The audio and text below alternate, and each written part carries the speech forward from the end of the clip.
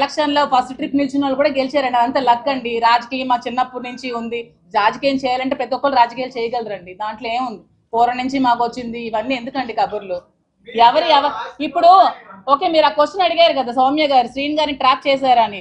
శ్రీని గారిని ట్రాప్ చేయాల్సిన అంత అవసరం నాకేముంది? మార్నింగ్ ప్రెస్ మీట్ లో వాణి గారే చెప్పారు, ఫైనాన్షియల్ క్రైసిస్ లో మేము ఉన్నాము, శ్రీని గారు ఒక షర్టు బనియంతో వచ్చారు, అతనికి ఏమీ లేదు అని చెప్పారు.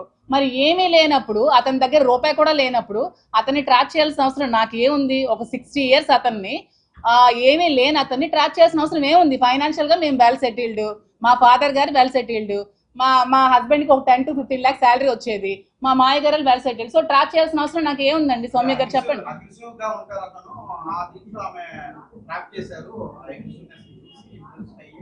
అదేనండి, ట్రాప్ చేయడానికి చిన్నపిల్లలా అని అడుగుతున్నాను నేను. శ్రీని గారు ఏమైనా చిన్న పిల్లడా? ట్రాప్ చేస్తే పడిపోతారు చెప్పండి మీరు.